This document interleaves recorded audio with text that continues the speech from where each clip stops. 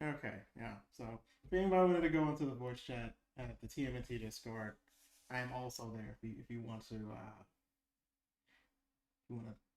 talk about some things or just ask some questions because I'm sure you're gonna have lots of questions. This is loud shit.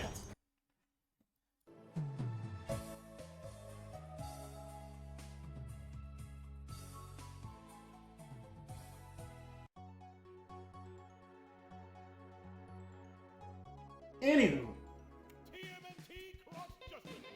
let's uh let's first see what she can do. How about we do that? How about we see what Karai can do? Shall we?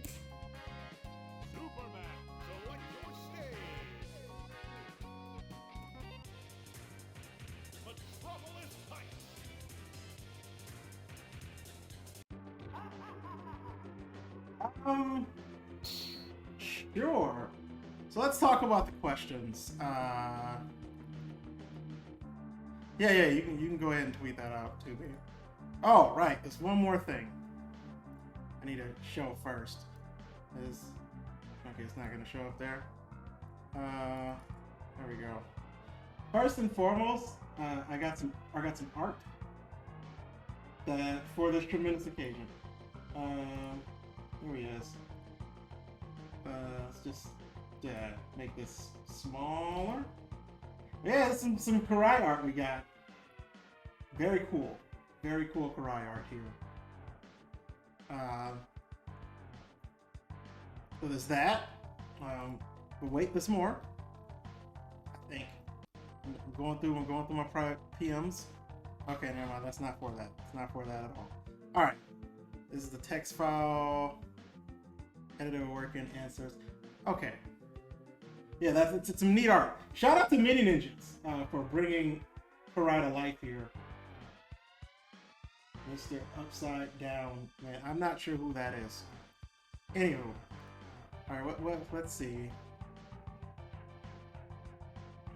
Alright, so I got some question and answers from Akasaka-san himself. So the first question we have, you know what? I'm just gonna do this.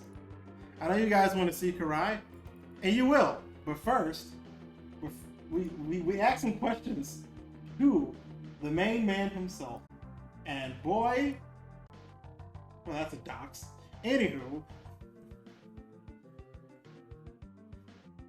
first question says, how does he feel about a fighting game series from Japan using the same classic characters over and over for decades and ditching new designs after only using them once or twice? He responded, yes, designers from each manufacturer are free to propose fashionable designs or traditional designs. The question is whether consumers will accept it. So of course, those responsibilities come down to the manufacturer. Manufacturers can make suggestions to consumers, but they cannot control their tastes. So true. So true. Magic Carpino, resident top 8, top 4, top 3, sometimes top 2 player, asks, and you ask if he has any different approach or considerations designing sprites for HD games and LCD screens compared to lower resolution games that were going to display on a CRT. He responded, at that time, CRT screens were used for development work. It is true that the nuances of the sprites produced will change on the LCD screen, but this is a trend. So I think it can't be helped, unfortunately. I asked if he is aware that anybody at Konami is aware of this game. As far as he knows, no, not yet at least. That is the only reason why I haven't been sued yet, guys. Good stuff. So, this one is from Psycho Blue, resident tournament runner, Evo, Street Fighter Cross Tekken champion, asks, how much feedback did he have in Karai's overall design in Tournament Fighters? Did he read City at War to get an idea of our personality, or was that handled by someone else? I know the story-wise, they are pretty different, as City at War Karai is tied to Shredder, and in fact sees him as a rogue commander of sorts. He responded, Tournament Fighters were produced by another team in the department that created Marshall Champion! You have to say that. I don't make the rules. I knew the Shredder, but I didn't know Karai. The material that was presented by the team leader. I didn't read comics at that time, as I said on my Twitter account. When I was assigned to this team after Martial Champion, the development itself was 60% complete. Yeah, you see, he's also the sprite artist for Rachel from Martial Champions. And if you haven't played that game yet, it is a video ass game, let me tell you. Anywho, when Mr. M, the team leader, showed me the proposal, I was surprised when Mr. M, the team leader, showed me the proposal and said, I would like you to create this character. He replied, that's not a pretty girl, right? Not a pretty girl? She's not a pretty girl? This is that's some real ass shit to be asking, I'll be honest. It was then, the moment I realized that this was going to be a hard job. And then Retrospector asked, how did you hear about TMNT Cross Justice League Turbo? What made you want to add more moves to Karai? He responded, at first I didn't know about the constraints limitations of the project, but I was able to understand the intent behind the project and implement the request of Karai's additional motions. Cool of him to do so, yeah? Oh, he was going to be the lead of the whole game. Dope. Oh, he's also the voice of Goldar? Incredible. This is some stream-ass knowledge that we're dropping right now. Just some knowledge-ass knowledge over here. Anywho. Ubersaurus asks, I'd like to know how he got involved in the game art in the first place, and his working environment tools.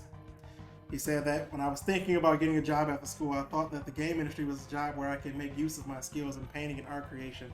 Since the head of the office was close to where I live, I was hired when I went to an interview and displayed my portfolio with Konami.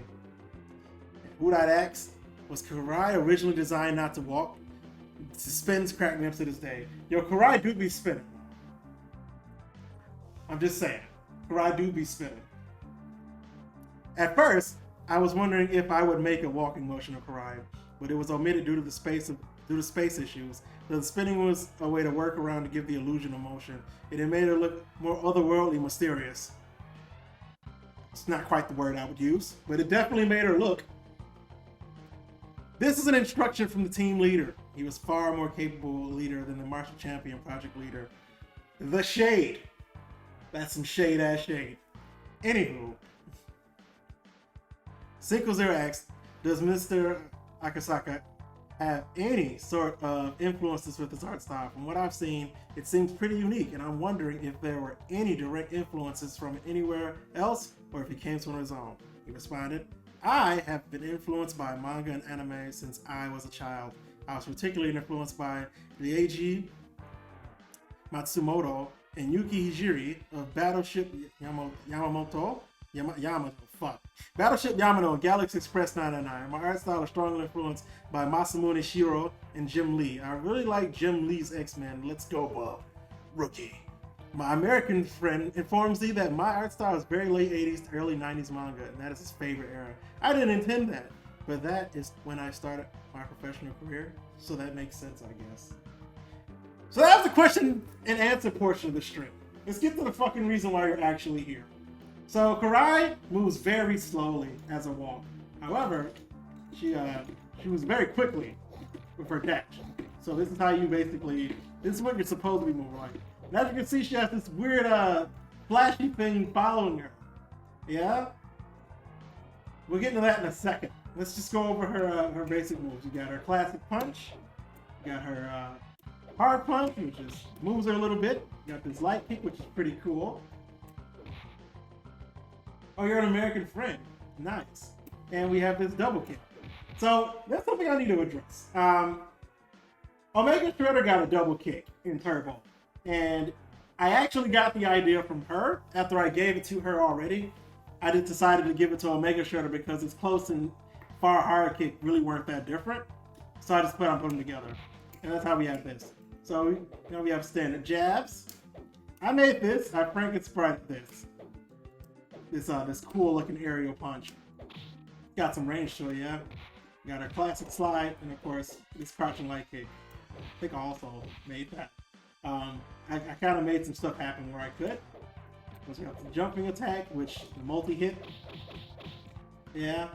But unlike the original game, it does stop eventually. And we have this other cool kicking sprite that I made. Anyway, her throws, well, everybody remembers, well, actually this throw is a little different. So I made it where she just kind of goes behind you and slams you. And of course her universal command grab. So she just does that. Her specials, we have, she shoots an arrow that kind of goes down in an arc. And she has another one that she holds a little bit, but it knocks down. And the Omega one, she shoots 3. No big deal. Next is her scissor kick, which is the DP kick. So this one's an overhead. It's a little slower. This one is a reversal. It does not knock down. It's +1. More on that later.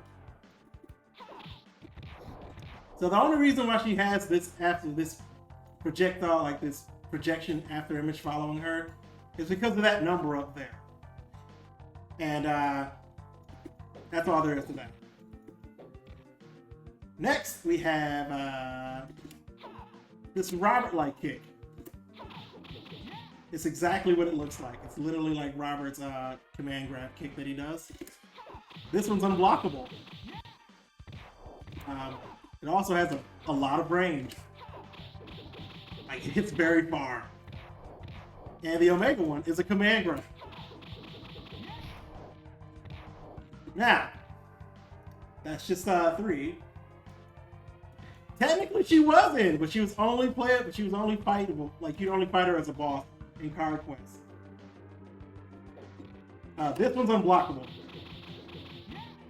And the Omega one is a command grab. It's important to know the difference between the two. Again, this is just for the boss. The player's not going to be doing half of this shit because it's probably going to be nerfed. So let's get to the main attraction up here. This little number. If you press down on kick, now we have 3, 4, and a maximum of 5. What do we do with that? Well, any special that we use, we can just use our shadow that's following us here and do some cool shit like this.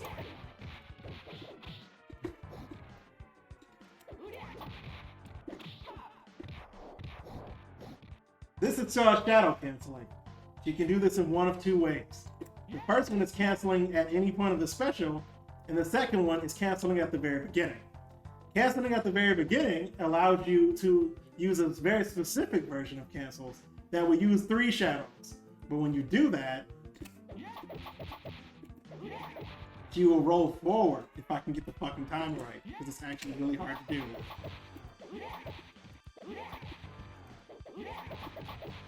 Alternatively, I could have also just fucked it. There could be some bugs. Anywho, that's our whole deal. Like, because that's an overhead, you can do some really, really stupid shit. Like double overhead, or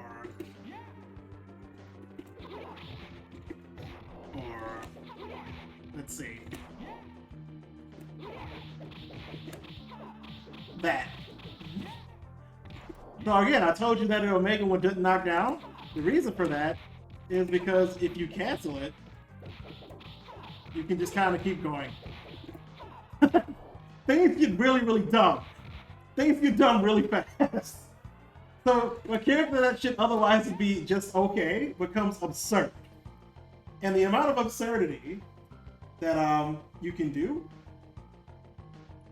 it's pretty fucking nuts. Anywho, her super. It is a 4-frame, anywhere on the screen special.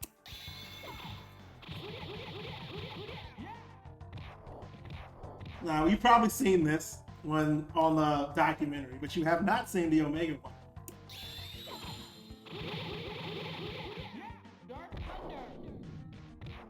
That's the Omega one. Pretty fucking cool, right? Anywho.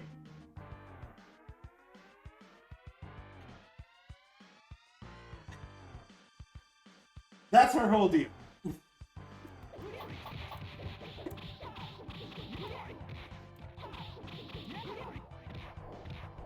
That's how she can deal damage. Like,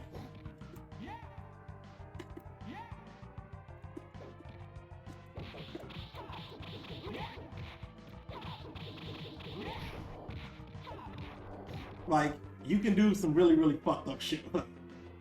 And it's not, like, it's kind of unreal. That's the reason why I health is so low right now. It's currently the lowest in the game.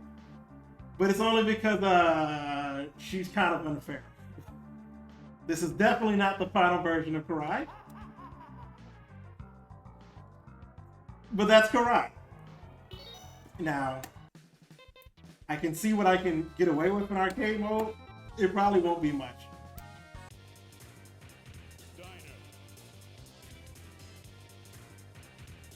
Like, I haven't played with her in forever, so I'm probably going to get bodied. But we'll see what happens.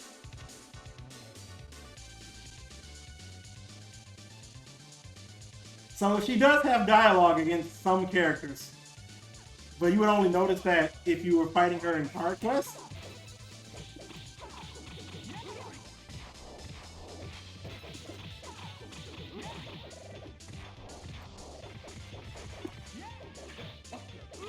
Oh, right. Doing the light kick version of that is a great block string.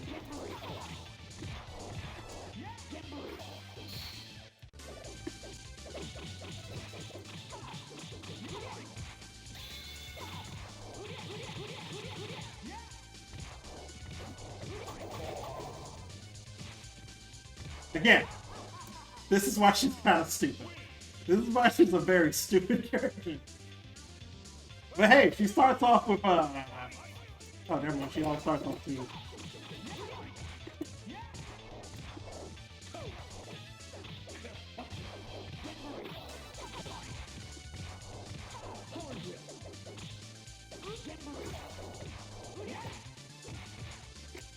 So if you have 3 shadows, she does that thing where she spins around instead.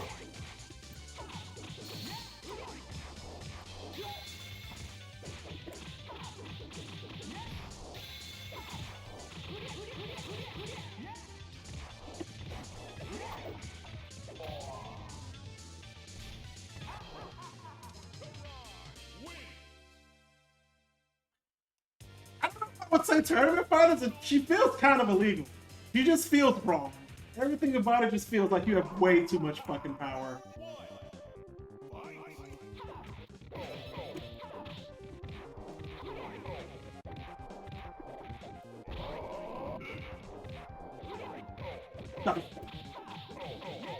That's a bug. Never seen that one before. I don't know what the fuck that was. So, as you can see, she's not really meant to be used by humans yet.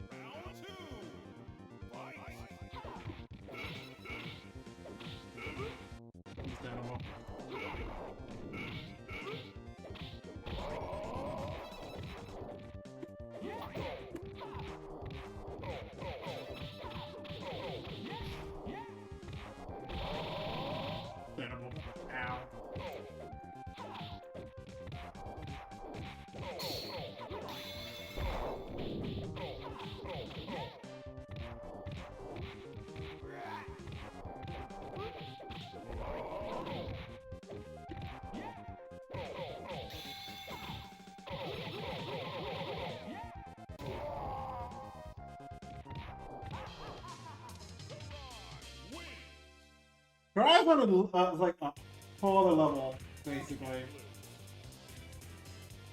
The more shadows you have, the more cancels you can do them, and the more fucked up things become, basically.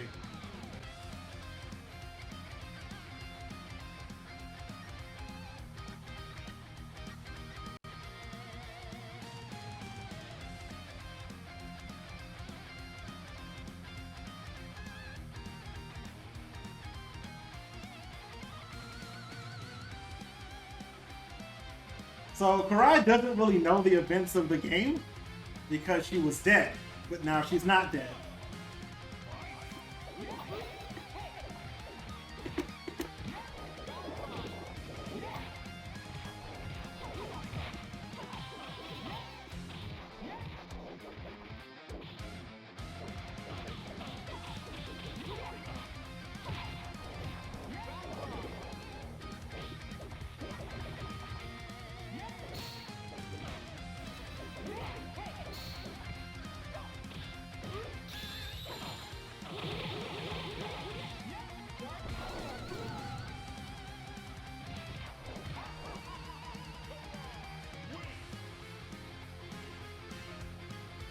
yeah, you know, it's.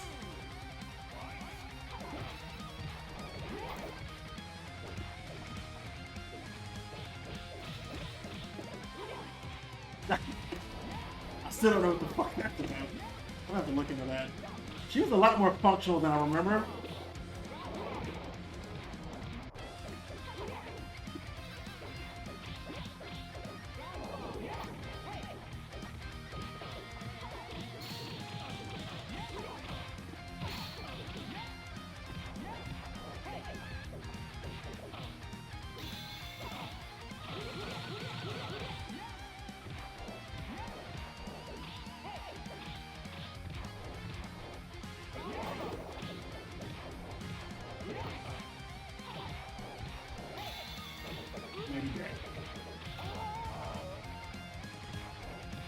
Yeah, right. So when you jump up, you can do a dive kick or you can do an attack which she continuously punches back down.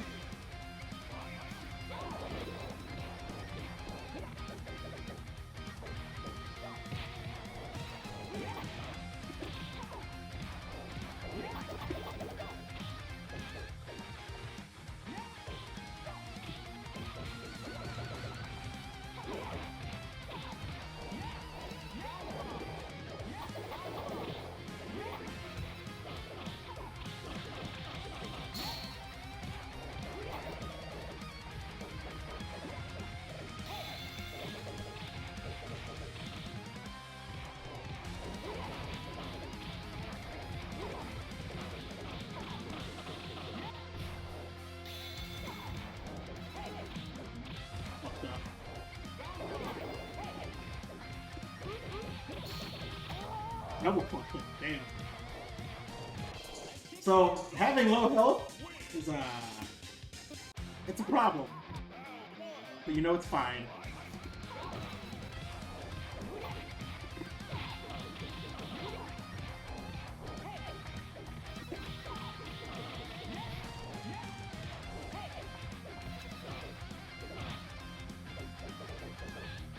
I should also mention she can cancel the startup of her special with it. So like the Shadow can also do the command grab shit.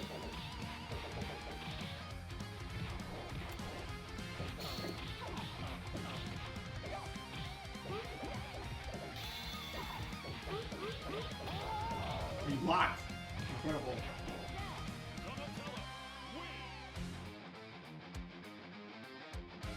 And so the real secret is the fact that his friend is here.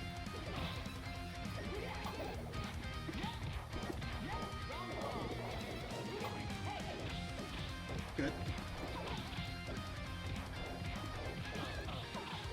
I just wanted to say it's a real honor to hear that Akasaka would feel like this is what Martial Champion should have been like. As a longtime fan of Martial Champion, that's something that makes me feel very happy to hear.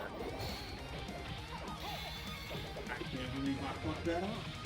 Yeah, I mean, it's nice to know. Yeah, you can't fucking jump that super. Like, you just kind of have to deal with it.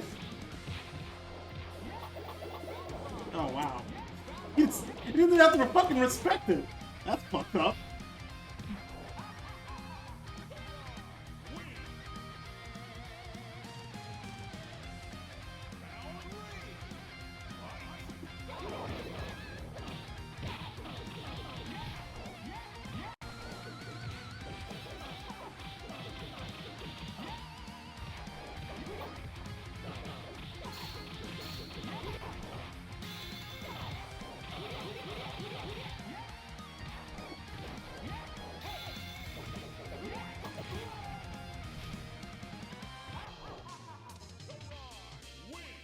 Yeah.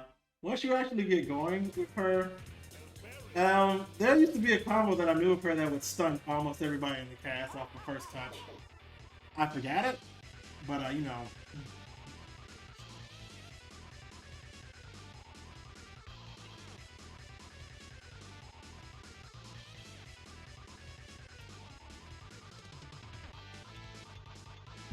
Oh, they have no idea. They have no idea. I mean, the hits don't stop coming. I will reveal to you a truth. not gonna show you the truth yet. Don't tell anyone this, guys. This is a secret between me and you all. This is a secret between me and everybody watching right now.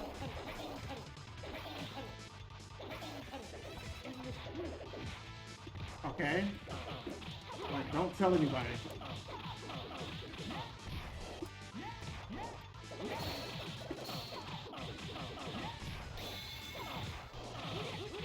She's not the only one. Okay? That's just between me and you. That's just between us. That's all I'm gonna say.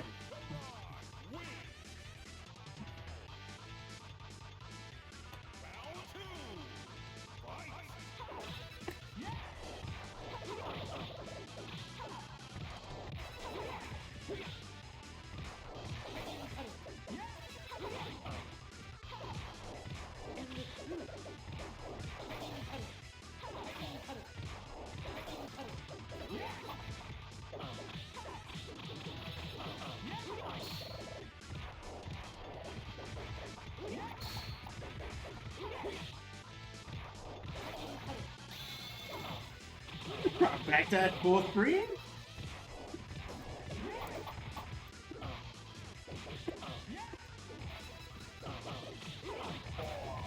There we go. That's the hot shit. So doing the Omega version of Scissor Kick and canceling out of it means you have a constant attacking shadow. And they have to hold everything that comes in. Now if you imagine, she has an attack that's unblockable. Do you understand where I'm going for here now? Like, am I making sense to you?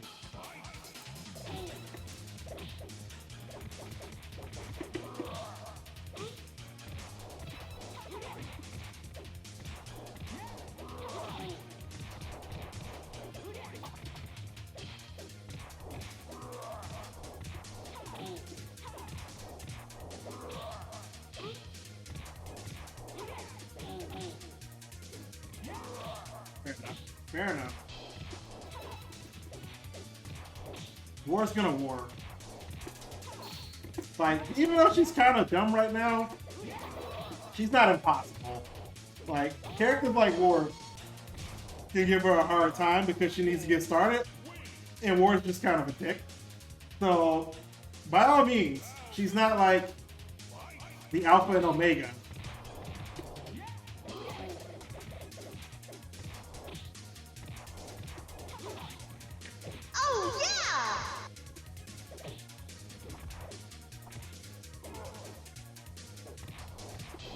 But to answer your question, the next question I'm sure someone's gonna ask, why is her name Oni Karai? Well, that will be explained later. I'm not explaining that. You're gonna have to follow her exclusive story mode that she has.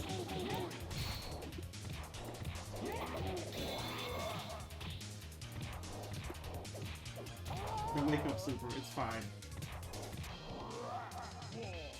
Yeah, it's a Shrek reference. That's what it is.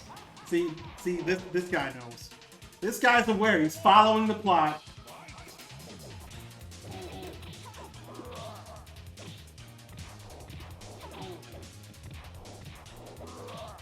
He's an ogre. I can't believe it.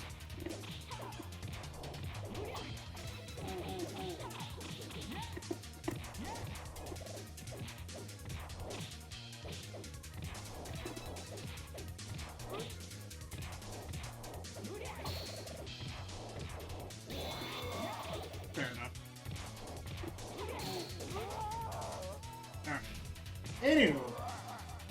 So, technically, you only can have a maximum of 5 shadows. But as you saw, there's ways to get around that. And actually end up with a number closer around to 7.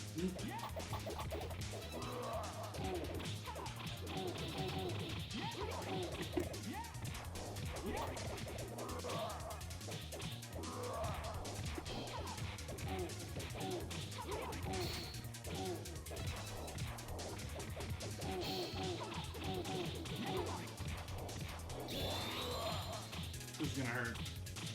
But guess what hurts more? Jumping like an idiot.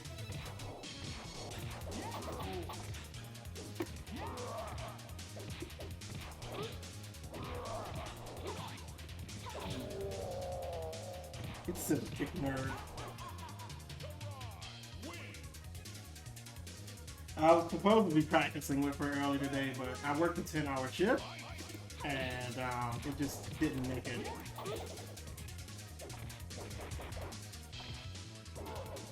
Oh, I got third. It's fine. That's not safe. I think I see what's happening. Oh, I know what's going on. I know how to fix that. The stupid change I made a couple days ago is why that happened.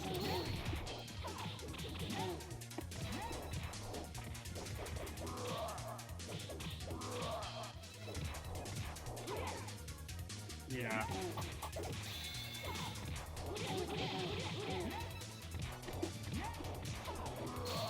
Fair enough. Yep.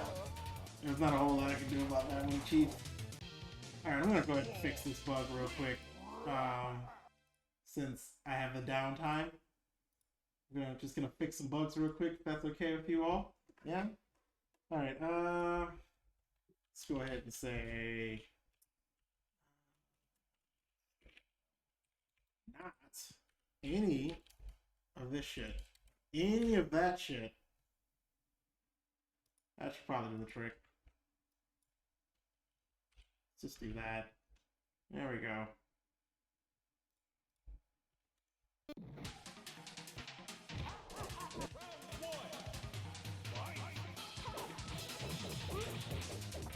I want to say thank you for having me, and Akasaka really loves the response.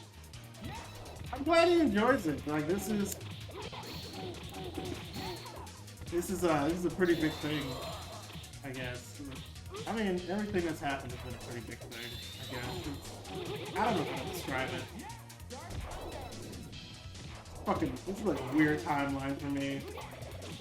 I did not have become a famous video game creator on my bingo card.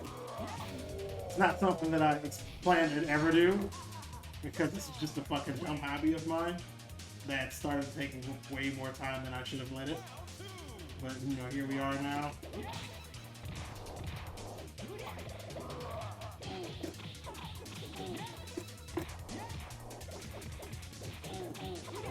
There we go. Like, you also can do dumbass mix-ups like that.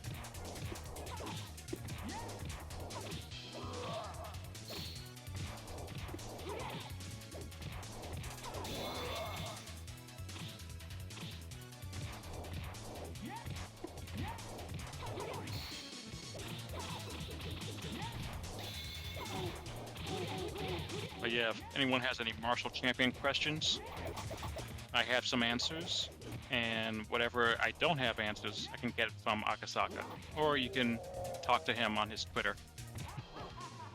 Question on Martial Champions. I do actually. So that was initially supposed to be his deal, and it was slowly taken away from him and not made his deal. What dumbass is responsible for that? Who do I need? Who do I need to go after and say you won a perfectly good idea? Because the first time I played Martial Champions, I was excited because, first of all, the presentation puts you in a mood where you're like, oh shit, like the announcer's hype, I'm hype, let's go, let's fucking play the game. And then you play the game and you're like, this is not quite what I expected. It's not bad, but it's not what I expected. Yeah. But, so, his boss and his boss's boss. So basically, his direct boss got jealous of Akasaka's slow rise within Konami, because he was relatively new. He joined in '89, and by the time he worked in a couple of games, and then was moved into a lead artist and did some programming. But his boss's boss and his direct boss didn't like that. See.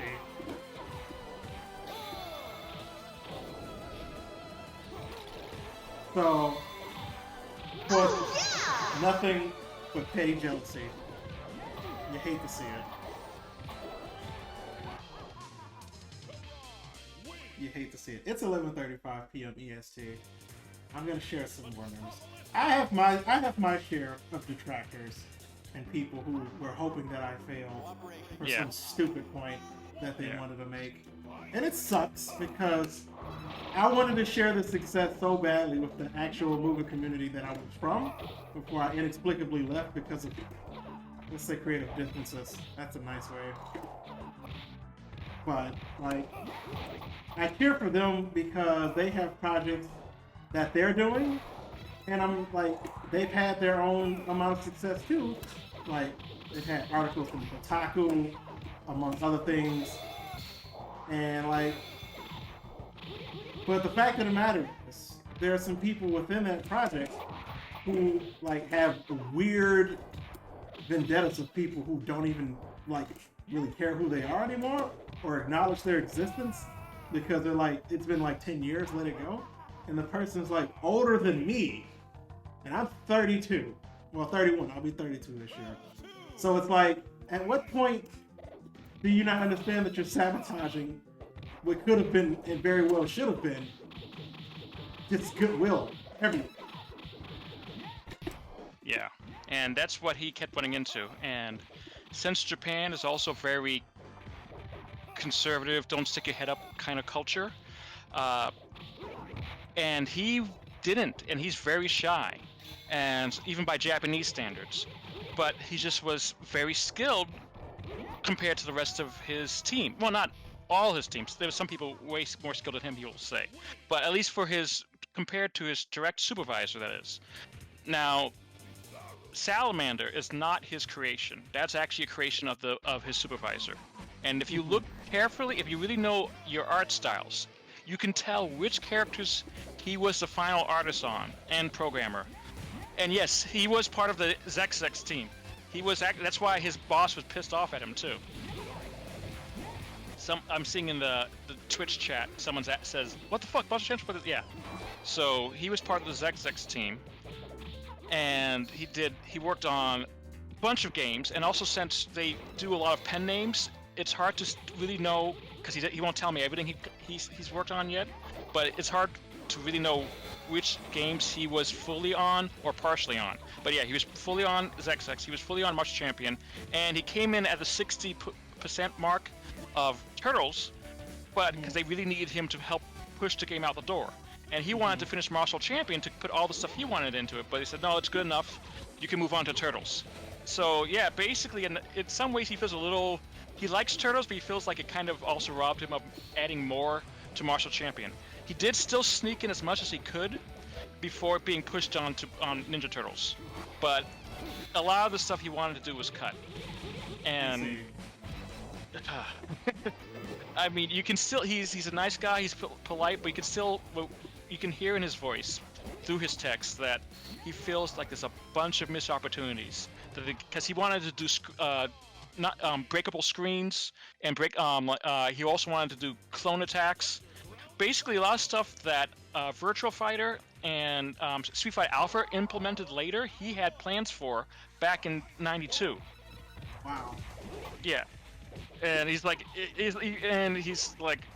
really, I mean, he's not bitter, but he is a little upset that, because also, if you remember the Kobe earthquake, his family was involved in that, and he almost lost his house, and he had to take care of his mom who was sick, and they kept giving him, well, if you go home, you might not have a job tomorrow, and he had to fight. Yeah.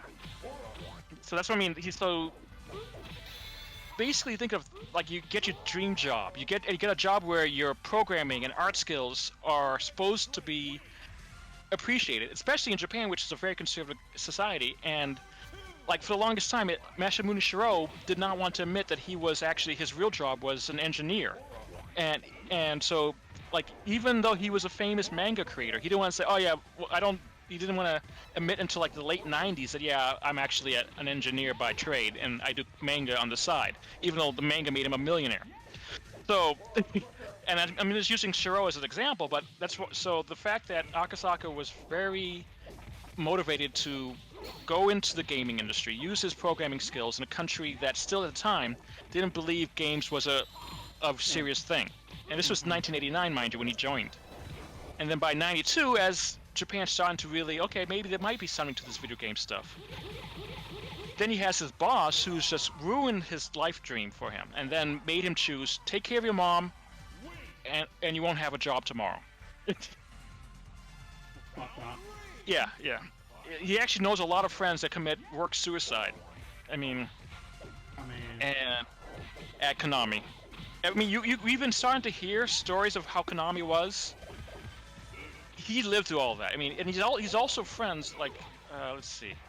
The guy, you ever heard of the anime Sloity Ray?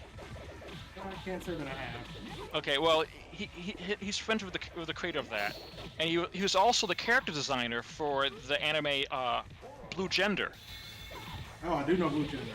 Yeah, and so let me get that link up. And it's gonna be to his DA page because I help run his DA page for him. Oh, okay. Yeah, but I'm gonna put it in the Twitch. So if anyone is in Discord, it's gonna be up in the Twitch. But so yeah, he was gonna originally create all the characters, and and then he just kept cutting them out, and they kept cutting them out. And then once the game was released, a lot of the game magazines were, just like they still are popular in Japan, but they were really big deal back in the 90s, especially since the internet was barely nothing then, and especially in Japan where the internet speed was worse than American internet speed. Like 28.8 was awesome for America, but they had terrible connection in Japan. Wow. So the best way to promote the game, was in the game magazines. And Akasaka only found this out after he left Konami, but often game mags would call the office to look for him, to ask him about his work on the game, the ideas he had, make exclusive Rachel art for them. And he heard from his friends that said, "Oh yeah, every time you got a call, they said, oh no, Akasaka's out today, he's busy." So they fucked him over in that way too. Yeah, they kept sabotaging his rise up in the industry. Like, he has 3 friends who are big time manga creators. And I'm like, oh my god, you know him? Oh yeah, he's been my friend since Konami days. It's like, oh shoot, that's right, he worked at Konami too. I forgot that. And yeah, he knows these people, and I see pictures of him like having house parties for them. But that could have been his life, but his boss sabotaged him from getting that life too. In fact, he didn't realize he was that guy on all those games until he met me in 2009. And I said, wait a minute, Akasaka Yokosuke, did you work for Konami? Oh yeah. Wait a minute, you're that Akasaka? Oh, you know of me? Like, oh my god! And he really didn't know until 2009. And since then, I've been trying to help get him published, and with my comic book company.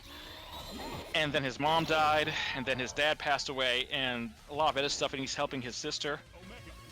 And then, life just gets really complicated, but we've been trying to go on, and I've been telling him, don't quit. People in America love your work. And so I've been plugging him on Twitter, and that's when you guys found out, wait a minute, this is the guy who worked on Martial Champion and Turtles? Yeah, holy shit. And then I would show those tweets, and sorry for my swearing, I don't usually swear, but I would show those tweets to him, and he said, this really made it all worth it. And so when you guys asked him, he said, oh yeah, sure. Even though he had bad memories, the fact that you guys really appreciate him keeps him going. And he knew I was telling him the truth. But you justified everything I said. So it's like, it's one thing to know someone is telling you the truth, but then to get confirmation from an outside source, and like, for all the stuff he went through, it's like, it really made him feel like, yeah, this was worth it. It's a shame that his parents didn't know about how much of an influence he had on the West, because he even worked on a bunch of the French comic Asterisk. He did all the character designs for that game, and a lot of French fans were like, wait a minute, he was that guy too. And so now he has French fans now contacting him from time to time about his work on those games. And he didn't realize, like, wait, people really liked my work. Yeah, people really liked the programming and animations and the sprite work you did. And he said, you don't understand. I really wish I could have done more. And it's like, Akasaka, you weren't the manager. You can't blame yourself for what your managers did. And he's like, I know. I mean, I've had more than a few jobs where, Yeah. like, you were kind of grinded and basically, like, kept down from what you wanted to do, or worse, where they just said, oh, yeah, you know, the whole team, and it's really just been you doing all the work. They're like, yeah, the whole team, because of this weird notion of giving people their due. Like, and now it's turned me into a person who's kind of like, well, I don't really like to be known. So as this game got popular and people were asking me, I think at Kamekaze, the first tournament I went to post-COVID, where this was the first main in-person tournament for this game, people were like, oh yeah, so what's his name? And people just said, oh, he's Kame. And I'm very protective of my real name, and it's only because of the fact that my offline life and my online life are two separate things, even though I'm the same person. It's just that I don't want that much attention. So even at Combo Breaker, like, the only thing people will know is that I am Kamekaze, and that's all you need to know. Like, the people who really know me, like the people I'm staying in a room with, they know my real name, and even they call me Kame. It's just a reflex. I've known them for like 10 years now. Like, more than 10 years, really. Some of them like 15, 16. They've been with me since M.U.G.E.N days when I was like terrible at it. And before I made the 100 plus characters that I've made, which the official count is 146, which is more than anybody. Like, these are all things that I've done that would make people notice me, but I'll keep telling people don't pay attention to that. Like, yes, I did that, but that's not important. So when I made this game, it was just supposed to be a fun little joke for Discord. But then people started showing up and was like, oh, I want to help. Okay. Oh, I know this guy. I'll ask if he wants to help. Okay. Hey, I know Nona. I'm like, why do you, Coach, start over? Wait, what? Huh? And then Ryo Hashikawa came. Yeah. And then Tate Norio. And then Yamapi1. And then, like, it just kept getting weirder and weirder. I feel like this is a joke that went way too far. That's what I keep telling people. Like, it's not funny anymore. Now I'm just like, guys, seriously, this is a fan game. You don't have to take this seriously. Like, I coded all this, yes, I did. And I didn't mind doing it. It was fun for me. So, but at the same time, it's a lot. So when people come up to me and are gonna ask me questions, like, I'm hoping that Combo Breaker is a thing where I'm just kind of famous, because that's what it should be. Like, I'm not some big celebrity. I'm not Yipes. I'm not a big fighting game community person. I'm just some asshole from Michigan.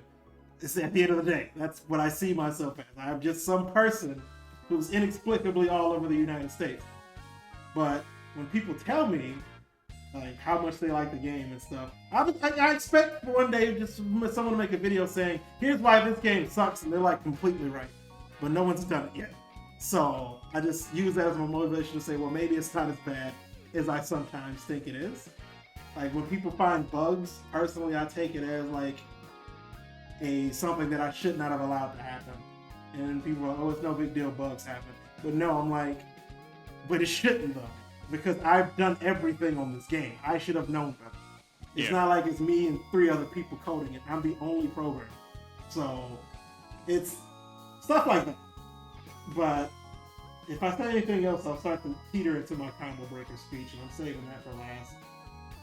So now that I've fixed Karai, she's no longer breaking, I can actually do a proper run. Like, as we were talking and stuff, I was doing a... I had a feeling, and so I decided to fill the air. But he really thanks you guys for making him feel appreciated. I mean, it's like he's smiling all the time now, because you know how life can get you down, and he's also hyper protective of me because I have my own stories, and so we're kind of like a brother team now. Like, we've known each other for almost 13 years, so I'm like his little brother and he's my big brother, even though he's Japanese and I'm his boss. but like stuff I went through, and then when my mom passed away the same year his dad passed away, and my former employer, they kind of ruined my health like really bad, and he saw how I changed from really healthy to like hair falling out, skin falling off, teeth falling out. It brought back bad memories of what he was going through with Konami, so he's hyper protective of me now. That's fair. And Yeah. I mean, you guys have basically been through the trenches together. You've had fought your own battles. Meanwhile, like I'm just kind of here. I do a lot of stuff. Like I don't even do this for a living. I code enterprise stuff for small businesses, like for clients. So I guess in a way, like I've been a I've been a career programmer for like 10 years now, and but like I don't talk about the games that I make at work, mostly because I don't really want to. And I try to be very professional. People are like, "What did you do for the weekend?" I'm like, "I didn't work." That's all I need to know. And that would just be the end of that. But if you have any other oh, sorry. Yeah, I didn't want to interrupt because this is your stream, but I'm glad to kill time until you're ready. But if you have any other questions about Martial Champion or his work on Ninja Turtles, because he did want to do a couple more stuff on Ninja Turtles, even though he felt like it kind of stole Martial Champion's thunder. And he wants to make sure everyone knows that Asuka was made after Rachel. I mean, I kind of figured that much. Yeah, because some people thought, wait, did they still move from Asuka to make for Rachel? He says, no, it's the other way around. Well, you missed the Sango fighter talk. You missed a lot of things. The stream's not over yet. I mean, I could do another arcade run. It doesn't bother me. Because Karai's fun as hell. She feels illegal. Everything about her just feels illegal right now. Only because of the fact that she does, like, nobody can really deal with the shit that she does when she gets started. Like, you're basically, it's like she turns 1-on-1 into tag mode, and you don't have a partner. It's really some of the mix-up she does.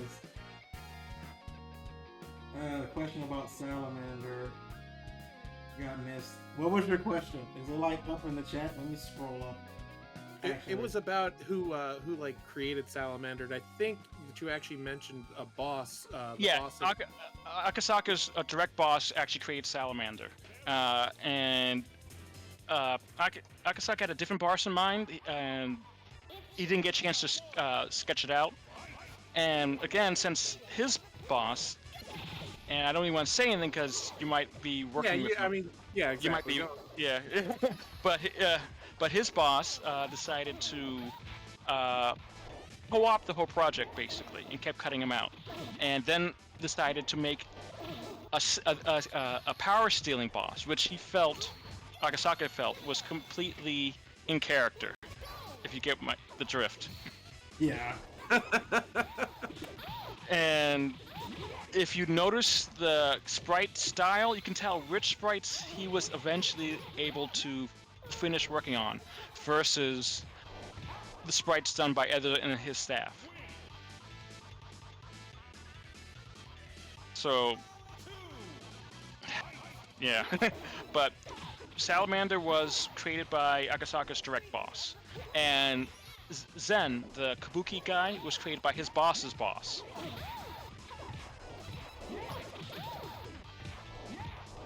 Hello? I can hear you. Oh, okay. I wasn't sure I'm if I still talked. here. I just wanted to interject real quick. I'm gonna shut up, but you guys, I just am enjoying this so much. Again, these are like my favorite games from a kid, like as a kid ever. So like to hear you guys talking about it, and to hear all the parallels between what Kame's dealt with just being a normal developer versus like the 90s development scene for Japanese video game culture is just like, like I said, this is literally the most entertaining stream I've ever watched from Kame. And Akasaka really, I mean, he's such a goody-goody that he felt that since Martial Champion was going to be an arcade game, he wanted to really give people a value for their coin. And his boss was like, no, let's make it cheap as hell. And like he's like, but then they're not gonna like it years later. Well, we don't care. And it's I can, and I'm like, yeah, I understand that, because I also I worked in for Atari for a couple months, and that was pretty fun. But I understand what he went through, too.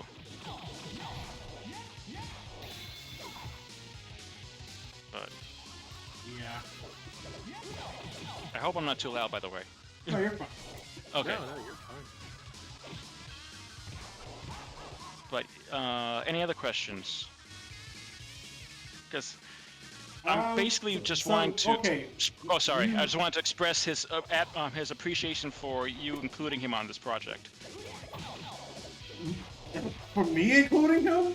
Who the Yeah, fuck am I? Well, but you got to understand, he was not appreciated at all at Konami, and I to mean, know a lot of people were not appreciative of Konami, Yeah, so I but understand. to know that he had fans, and like I told him, like, wait, no, you have fans in the fighting game circuit. Wait, really? He says yes.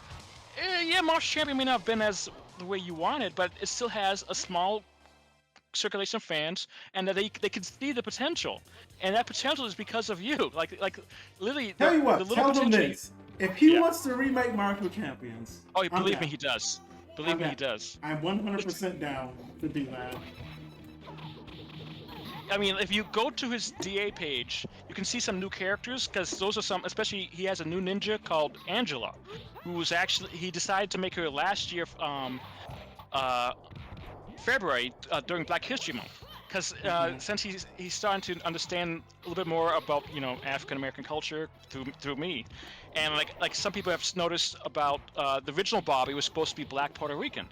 He liked the idea of more diversity, because, you know, from being Japan, there's very little diversity there. It's more than it used to be, but still pretty low. So he was like, if this game is going to be seen internationally, we should have more darker skinned characters. So he wanted to have Abu being Arabian, and he was actually inspired by the swordsman in the Indiana Jones movie who got shot by Indy.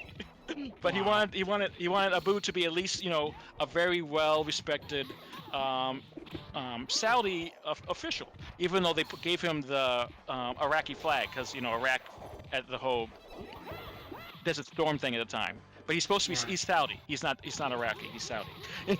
And Abu only joins because he's actually like trying to go through a late midlife crisis. And he's like, I want to see how strong I am still, and that's why he joins the tournament. He doesn't need the money. And Bobby, he's even though his thing is a mercenary, he's actually supposed to be a mercenary for heart of gold. In Japan, mercenaries are more looked up with respect than they kind of are in the West.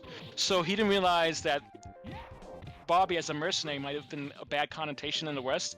So we kind of reworked it. He's actually undercover, and he's really a former Marine. Yeah, and Rachel, she was always supposed to be a Secret Service ninja, so she is a Secret Service agent and a ninja. But there's a long, crazy story behind her, and she's actually a friend of Bobby as well, and they're on the same team. And he also had an idea for a blind swordsman. I forget the guy's name. Zorichi, but yeah. You can see it in the concept art that he was supposed to be a blind swordsman, and he was also going to have a luchador. And the luchador was replaced by Titi, the Egyptian lady, or Chaos, you know, if they changed the name in England, in America. But Titi was originally going to be a Mexican luchador, and he was going to have a sister who might have been a tag team partner. So he wanted to have one character to have a specific tag team aspect. So he wanted to really shake the game up by having, you know, everyone else be singles, but have the luchador character be a tag team partner, and that would have added a new dynamic to the game. Like, yeah, he had so many plans. I'm like, oh man. But I'm just Well, gonna say I can tell you quick, this. Kame, Yeah. does this not sound like you? Like you just go like so in depth and make something that's like really like way above and beyond. Like it just I'm sorry, like I can't help but see the parallels. I mean, when I do something, I like to make things elaborate, and I also like to cover my bases. yes, I'm like, and how do I make this not only a fun concept, but also just a generally fun thing to do. And I'm down. All of his original ideas that he had for Martial Champions is not only doable in this engine, it's like kind of, it's just allowed. Like, if you've seen how Casey Jones works in this engine, you can kind of, Yeah. like, he's a character who can do whatever the hell he wants. And like, he has different weapons he can go through. And that's just a thing this engine can do. Like, the stages themselves, you can definitely, like, I've seen people who've already done like breakaway stages and other things in this engine. So it's all there, and I definitely know how, because I know everything about this engine at this point. So for me, if that's the dream he wants to have come true, I'll let you boy. That's all I really got to say about that. Sure. I mean, I'll let him... I don't take money. If he offers me any money, I will turn it down. Just a heads up on that. I don't really like the work for profit because it sends a bad message for me personally, because I don't want to do this as a living.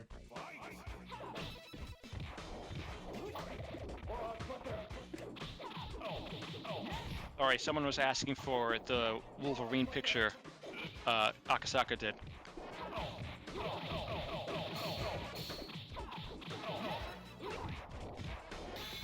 But yeah, he had just so many plans, and like, he's glad the fighting game industry caught up to his ideas in the later '90s. But he really wished he could have done it first, because he never felt that Martial Champion could ever beat Street Fighter long term. But he thought it could have at least had 2, maybe 3 games. And so he wanted to set up Martial Champion to at least be, the underdog competitor who tried its best in the '90s. But hey, it got 2 games out, maybe 3, And so, literally hearing from me after all these years, and then you guys with your support, I'm losing my ability to speak. I apologize, but yeah, it's really just it's to him. It's felt like it justified all the crap. He still wouldn't want to go through that crap, of course. Like none of us probably would want to, but at least it justified some of it.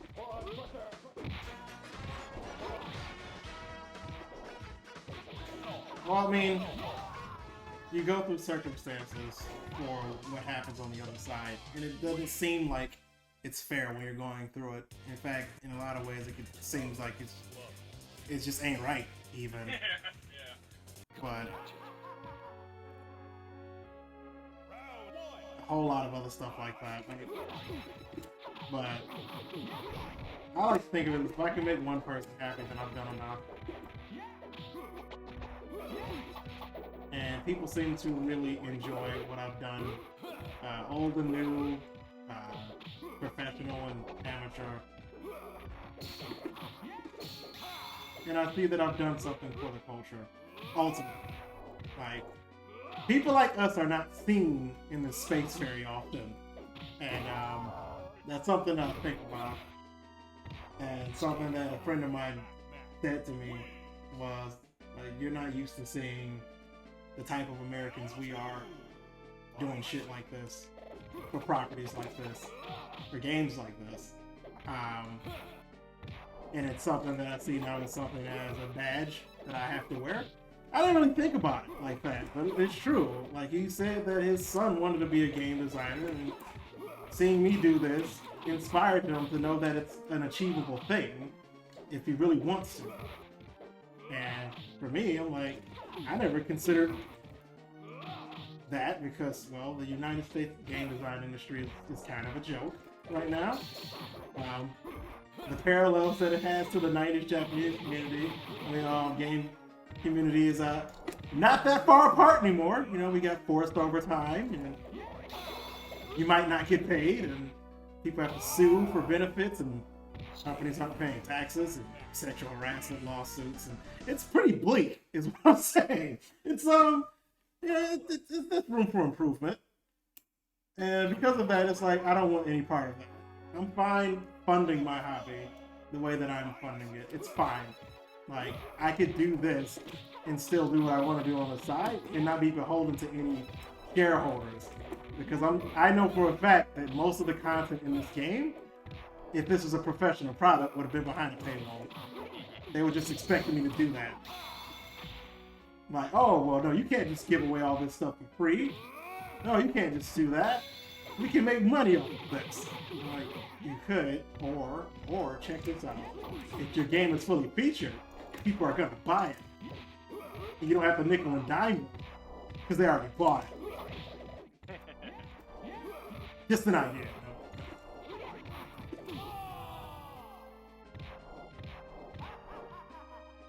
But absolutely, if he really wants to pursue that dream of remaking that game, I'm here for it. I'm very much here for it. Well, that's what I've been wanting to help him do, and unfortunately, I had a couple of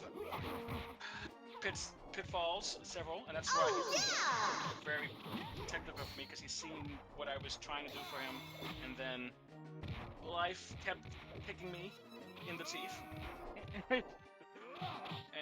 and I started off from a position not of a good one to begin with, so he was really like, I can't believe this keeps happening to you. Like, yeah, well, I'm used to it by now. But yeah, like, he would love to make a version of Martial Champion that reflects at least his original intent. And probably some new bells and whistles too. Exactly what I mean, if he's got design documents, I'd love to look at them. And just to let him know. And I'm pretty sure everything he mentioned is possible. There's very few things that I say no to, which the rest of my team will tell you is both their favorite and least favorite thing about me. I don't really turn down any idea. Like, be careful, Kame might do that. And it's an unfortunate reality. Because I'll be like, that sounds really cool. I'll do that. Right? You know what? That's a good idea. I'll do that. And they're like, I was kidding. Like, it's already done. I've already made the decision. It's already in the game. And I realized how much power I have as a developer because I'm kind of doing what I do unchecked. And it's pretty funny to me. I understand why project managers exist. I understand why things are done to keep things on path. Because people like me will fly off a tangent in a heartbeat. I put the Mexican Luchador in the Twitch stream. It's most recent link I posted. But yeah, this is also, like some of you may know, but few might not. It really did start off as ER Kung Fu 92. So it really was supposed to be a sequel to ER Kung Fu before they changed it to Martial Champion. Wow, that's even more interesting. Yeah, and he had so many like Chaos, the Chinese zombie, which is called TD in America. He was he also did the original concept art world before it got changed up by his boss. If you look at his original art for Chaos, he's much more intimidating. I'm gonna put it in the stream right now.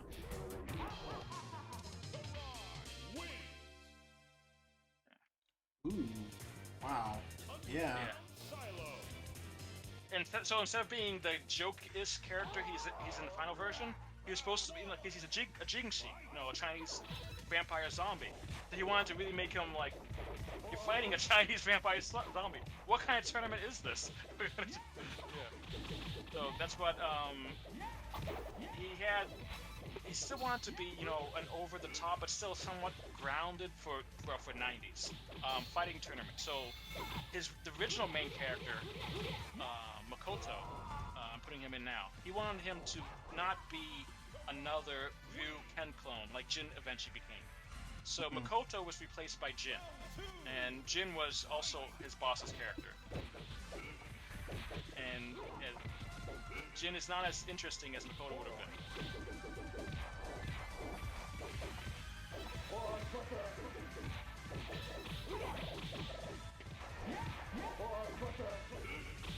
Well, I mean, the stream just became a late night can't miss kind of stream.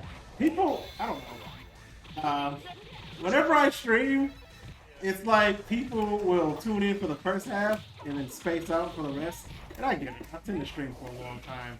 But usually the most interesting shit happens on the second half of any stream I do. Whether it just be funny shenanigans or randomly I'll just start unveiling secret things about games that I've played or talk about Easter eggs and all kind of other shit. And then I just never mention it again. And like anybody who says it, like, oh man, you didn't see what happened on the screen? Like, no, what happened? It's like, well, he told me to keep it a secret, so can't tell you. He just said you should have been there. But for the sake of archiving, I will actually keep this straight as opposed to what I would normally do. Oh my god, that was a fucking... What did you do against this character? Jesus! That was all a block string until he got opened up. This character's so fucking dumb. Oh! Holy, I didn't even realize what I was doing. When I was testing her out last year, I said to myself, I was like, Karai is going to be one of the dumbest characters I've ever made. And not for the reason people think. Like, just everything about her is just blatantly unfair in convention of this game. She just gets to do whatever she wants to do. And other characters just kind of have to deal with it.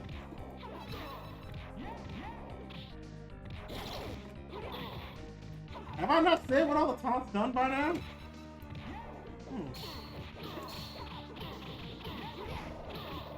Alright, she has like 4 different crossovers. But yeah, like, you can't zone her if she has super. You can't really lock her down because of that. It's just like block. Which way though? Which way do you block? There's no correct answer. Because I still lost when I still haven't fought another secret boss Kirby yet. I would like to. It's a shame. I probably could beat the mission X with her pretty easily.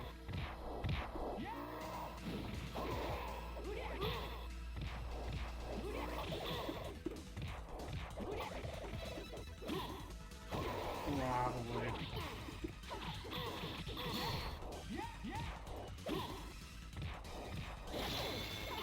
Cause it's like, what Oki? What are you gonna do? It doesn't matter.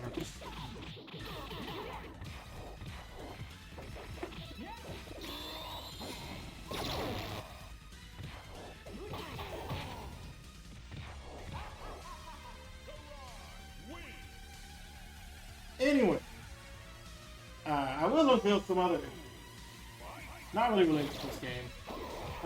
There's a game that I worked on called Shades of Manhattan 3. It's going to get remastered for this engine. And it's coming out next month.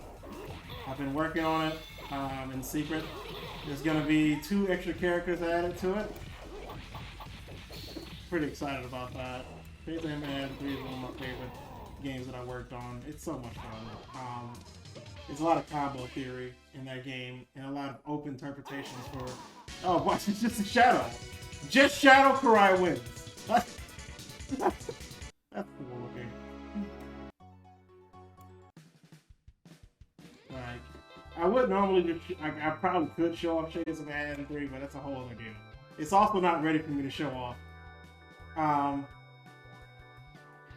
Fun fact about Megalith, his name